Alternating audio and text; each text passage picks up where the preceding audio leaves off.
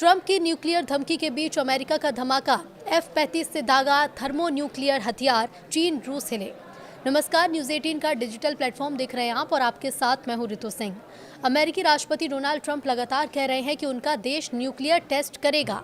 उससे पहले ये खबर आई है कि अमेरिका ने अगस्त में एक टैक्टिकल थर्मो न्यूक्लियर ग्रेविटी बम का टेस्ट किया है, लेकिन इसमें असली वारहेड की जगह इनर्ट यानी कि गैर विस्फोटक वारहेड इस्तेमाल किए गए। मतलब बम असली था, लेकिन उसमें विस्फोट करने वाला हिस्सा नहीं था।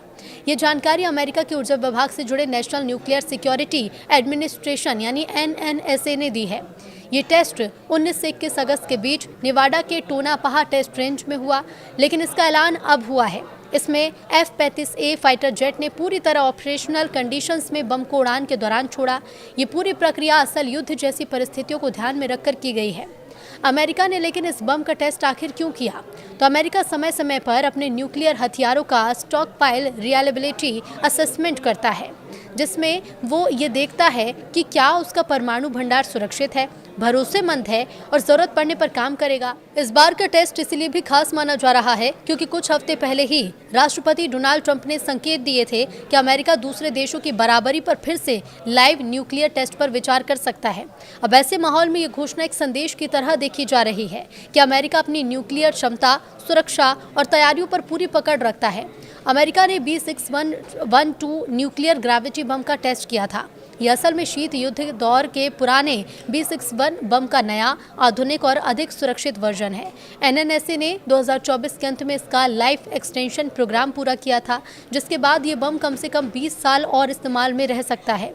एक रिपोर्ट में बताया गया है कि सेंटिया नेशनल लेबोरेटरी के मुताबिक ये टेस्ट एक बड़ा मील का पत्थर है।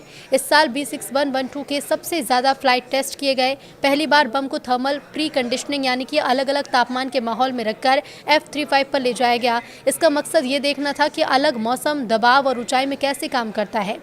अमेरिका लाइव न्यूक्लियर विस्फोट नहीं कर रहा है, वो गैर विस्फोटक ट्रायल कर रहा है ताकि न्यूक्लियर हथियार सुरक्षित भी रहें और आधुनिक भी रहें। इसके साथ ही B6112 बम F-35 जैसे आधुनिक विमान के साथ पूरी तरह कंपैटिबल है। ये नाटो देशों के लिए भी अहम है क्योंकि कई साझेदार देश F-35 उड़ा रहे हैं।